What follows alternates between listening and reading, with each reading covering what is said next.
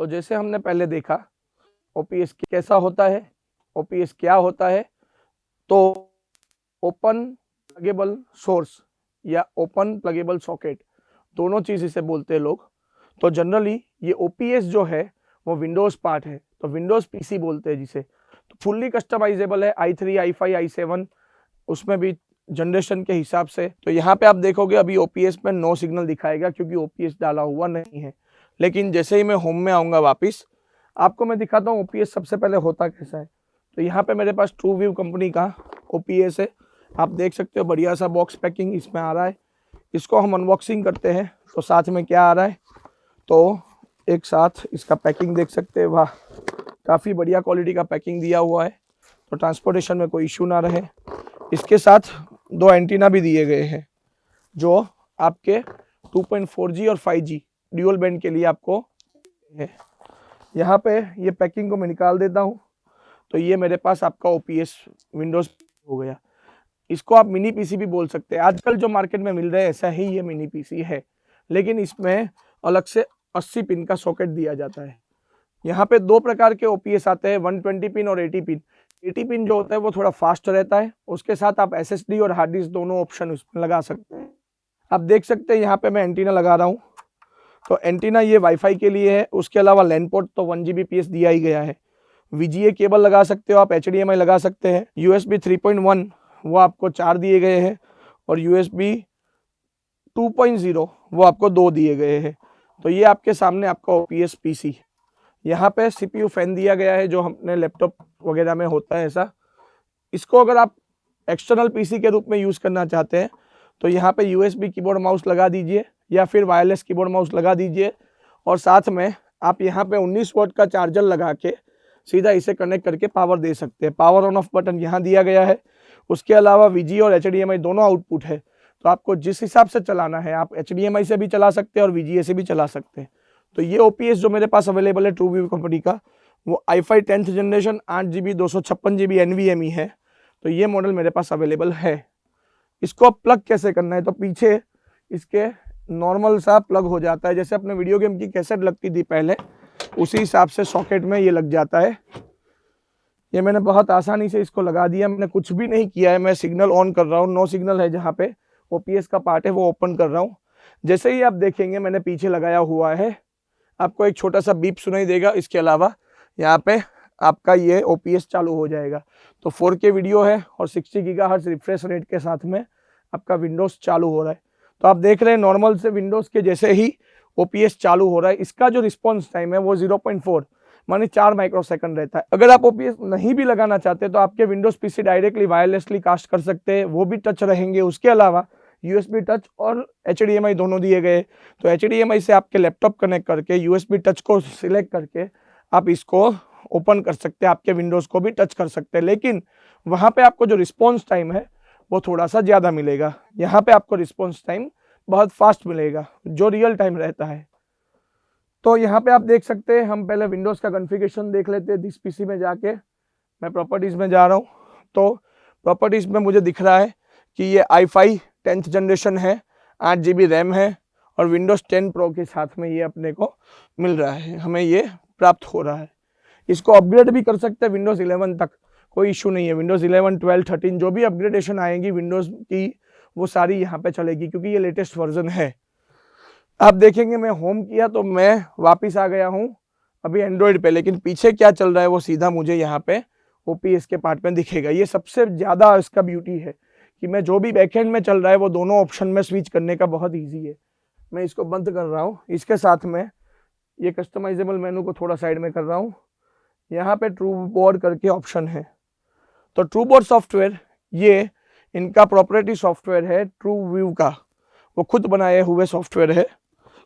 अब आप देखोगे तो इसमें क्लास वाइज आपको ऑप्शंस मिलेंगे। ये जनरल क्लास है, मैथ्स है, इंग्लिश है, फिजिक्स है, केमिस्ट्री, जो भी आपको सिलेक्ट करना है वो आप सिलेक्ट करके अब सीधा एंटर क्लास कर सकते हैं। एंटर क्लास जब करेंगे तो आपके पास 2 ऑप्शन है। एक आपके पास ऑप्शन जो है वो आपके पास ऑप्शन रहता है कि आप प्रिपेयरिंग में जाए या टीचिंग में जाए। पहले से जैसे हम जो पढ़ाते हैं, टीचर्स लोग जो पढ़ाते हैं या हम लोग जो भी करते हैं वो सीधा आके कोई नहीं कर सकता, उसका प्रैक्टिस जरूरी है। तो आपके लैपटॉप में ये एप्लीकेशन डाल के, ये प्रोग्राम डाल के आप पहले से प्रिपेयर हो सकते हैं। तो जो आपका 1.5-2 घंटे का मेहनत है वो आप आधे घंटे या 40 मिनट के क्लास पे खत्म कर सकते हैं। तो प्रिपेयरिंग टूल है और टीचिंग टूल है। मैं टीचिंग टूल में जा रहा हूँ। तो टीचिंग टूल में बेसिकली आपको यहाँ पे देखने को मिलेगा, यहाँ नीचे कस्टमाइज मेनू है, उसके अलावा यहाँ पे पेजेस वगैरह है, और ये अपना जो व्हाइट बोर्ड के जितने भी फीचर है वो सारे के सारे फीचर इसमें चलेंगे। तो आपको जो व्हाइट बोर्ड में एडवांस फीचर दिख रहे हैं वो यहीं से इंस्पायर होके वहां पे लिए गए हैं। तो ये मेन सॉफ्टवेयर है, आप देख सकते हैं पूरा फुल्ली कस्टमाइज है। मैं इसको खोलूंगा, यहाँ पे आपको कस्टमाइज टूल बार मिल जाएगा। तो जो टीचर को चाहिए वो कस्टमाइज कर सकते हैं। आप एक साथ कस्टमाइज टूल बार में जाऊंगा, यहाँ पे 13 चीजें कस्टमाइज कर सकते हैं। तो अगर मैं साइंस टीचर हूँ और उस हिसाब से मुझे कोई ऑप्शन चाहिए तो मैं वो रख सकता हूँ। मैं मैथ्स टीचर हूँ तो उस हिसाब से, जैसे कोई एसएस पढ़ा रहा हूँ या फिर मैं इंग्लिश, हिंदी, गुजराती कोई भी सब्जेक्ट पढ़ा रहा हूँ तो उस हिसाब से मैं मेरा बोर्ड को कस्टमाइज कर सकता हूँ। तो ये 13 ऑप्शंस है। इसके अलावा आपको 52 से भी ज़्यादा ऑप्शंस यहाँ पे दिए गए हैं। तो टीचर्स के लिए बहुत इजी टू यूज़ हो जाता है। और दूसरा, ये मैक्सिमम फैसिलिटीज़ वो यूज़ कर सकते हैं। एआई फैसिलिटीज़ यहाँ दी गई है और 3D टेक्नोलॉजीज़ भी यहाँ पे यूज़ हुई है। तो आप पूरा कस्टमाइज करके उसको 3D व्यू को आप कस्टमाइज करके यहाँ पे दिखा सकते हो। अब आप देखेंगे तो मैं पहले से दिखा रहा हूँ आपको। यहाँ पे आपका व्हाइट बोर्ड है। व्हाइट बोर्ड में सबसे पहला मैं पेन टूल सिलेक्ट कर रहा हूँ। पेन टूल सिलेक्ट करके मैं इसको लिखने जा रहा हूँ। तो आप देखेंगे मैं एक उंगली से लिख रहा हूँ, अभी लिखाई दे रहा है। मैं 10 उंगली से लिख रहा हूँ तो 10 फिंगर टच है। तो यही 20 फिंगर टच आपको यहाँ पे अवेलेबल मिल जाएगा। उसके अलावा यहाँ पे सिलेक्शन टूल है, उसके बाजू में इरेजर टूल है। इरेजर टूल में अलग अलग ऑप्शन है, सिलेक्शन वगैरह।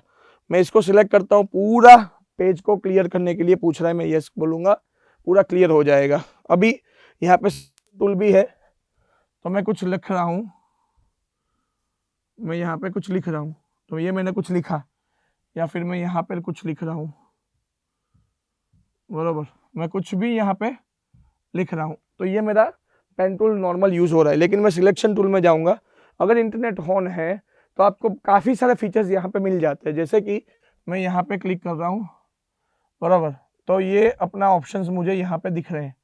अब ऑप्शन में देखेंगे तो बहुत सारे ऑप्शंस यहाँ पे हैं। तो यहाँ पे कलर करना है कोई, तो मैं कलर सिलेक्ट करके यहाँ पे कलर चेंज कर सकता हूँ। फिर मुझे यहाँ पे कुछ इसका थिकनेस ज़्यादा बड़ा छोटा मोटा करना है तो मैं कर सकता हूँ। उसके अलावा बहुत सारे ऑप्शन है, कॉपी कर सकता हूँ। और सर्च में जाऊँगा तो इसके रिगार्डिंग देखिए, डिक्शनरी और सर्चिंग में जाऊँगा तो गूगल के ऊपर जो भी इसके रिगार्डिंग जो भी है, मैंने शी लिखा था तो शी के हिसाब से यहाँ पे ये जो पॉपुलर वेब सीरीज़ है वो आ गया। इस हिसाब से मैं कुछ भी डायरेक्ट सर्च कर सकता हूँ। डिक्शनरी का ऑप्शन है, बिंग पिक्चर्स का ऑप्शन है, स्क्रीनशॉट यहाँ से सीधा ले सकता हूँ, इसको फुल स्क्रीन कर सकता हूँ। तो आप एज ए लैपटॉप या कंप्यूटर आप जैसे यूज़ करते हो ऐसे ही सीधा इसको यहाँ पे यूटिलाइज कर सकते हो। आप देख रहे हो सर्च बार में यहाँ पे शी लिखा हुआ है और यहाँ पे फुल स्क्रीन का ऑप्शन था, मैंने इसको बंद किया। तो इस हिसाब से स्मार्ट सर्च ऑप्शंस भी आपको दिए गए हैं। पूरा कस्टमाइज मेनू है, आप देख सकते हैं यहाँ पे। तो मैं और ऑप्शंस दिखाता हूँ, जैसे यहाँ पे हैंडराइटिंग टूल है। हैंडराइटिंग टूल में आपने मेरे अक्षर तो देख ही लिए, तो मैं अभी कुछ लिख रहा हूँ, आप देखिए मैंने कुछ लिखा तो ये हो गया सीधा कन्वर्ट। अब मैं लिख रहा हूँ, आपके सामने ही मैं कुछ लिख रहा हूँ तो ये कन्वर्ट हो गया अपने आप सीधा टेक्स्ट में। तो ये इस हिसाब से मैं इसको कन्वर्ट कर सकता हूँ। ये एआई फंक्शन है, तो मैं जो भी लिखूंगा वो सीधा कन्वर्ट हो जाएगा टेक्स्ट पे। टेक्स्ट टू स्पीच भी हो जाता है। इसके अलावा यहाँ पे टेक्स्ट टूल अलग से दिया गया है, तो कोई भी लैंग्वेज आप सपोर्ट कर सकते हैं। अगर यूनिकोड सपोर्ट कर रहा है और विंडोज़ है तो यूनिकोड सपोर्ट करेगा ही। तो विश्व की कोई भी लैंग्वेज में, गुजराती, हिंदी, इंग्लिश, मराठी, मद्रासी, चाइनीज़, आप जो लैंग्वेज में लिखना चाहते हैं आप सीधा यहाँ पे लिख सकते हैं। आपको खाली जाके कीबोर्ड में जाके आपको आपकी लैंग्वेज सेलेक्ट करनी है, बस दैट्स इट। उसके अलावा सारा कुछ यहाँ पे लिख सकते हो। यहाँ पे आप देखेंगे तो पेजेस के ऑप्शन है। तो 1 नंबर का पेज था, मैंने दूसरा ऐड किया, तीसरा ऐड किया, तो ये यहाँ पे मल्टीपल पेजेस में ऐड कर सकता हूँ। अब यहाँ क्लिक करूंगा तो मुझे सारे पेजेस यहाँ दिखाई देंगे। उसके अलावा मैं डायरेक्ट एनिमेशन दे सकता हूँ पेज को। तो आपको पीपीटी प्रेजेंटेशन बनाने की जरूरत नहीं है, यहीं पे आपको एनिमेशन के सारे ऑप्शंस मिल जाएंगे। मैं यहाँ से एनिमेशन चालू करूंगा तो ये पेज में एनिमेशन अपने आप आ जाएंगे। पेज फिल में जा रहा हूँ तो अपने आप अपने को पीछे बैकग्राउंड ऑप्शन दिख रहे हैं। तो बैकग्राउंड ऑप्शन में अभी जो आप देख रहे हो वो नॉर्मल बैकग्राउंड है। उसके अलावा सब्जेक्ट वाइज, जैसे मैं टीचर हूँ स्पोर्ट्स का, या फिर मैं म्यूजिक का टीचर हूँ तो इस हिसाब से मैं यहाँ पे इंसर्ट कर सकता हूँ। यहाँ पे आप देखोगे तो ये आपका फुटबॉल ग्राउंड है, इसको मैं टाइल करूँगा तो छोटे छोटे टाइल में वो डिवाइड करके पूरा पेज भरेगा, या स्ट्रेच करता हूँ तो पूरा एक सिंगल पेज में मैं इसको पूरा पीछे रख सकता हूँ। तो इस हिसाब से मैं मेरे कस्टमाइज ऑप्शंस यहाँ पे रख के पूरा उसको कस्टमाइज कर सकता हूँ। अब आप देखेंगे मुझे आगे पीछे जाना है तो मैं यहीं से आगे पीछे भी जा सकता हूँ। ये सेकंड पेज पे मैं आ गया, यहाँ पे मुझे कोई शेप्स लेने हैं तो शेप पे गया, यहाँ पे 3D और 2D दोनों ऑप्शन दिए गए। ये 3D शेप में गया और मैंने यहाँ पे ये शेप सिलेक्ट कर लिया। अब मुझे इसे फिल करना है तो यहाँ कलर का ऑप्शन है, फिल का ऑप्शन यहाँ दिया गया है। मैं यहाँ से ब्लू सिलेक्ट किया एक बार, तो ये आप देख रहे हैं कि पूरा 3D व्यू है, इसीलिए 3D में कलर फिल हो रहे हैं।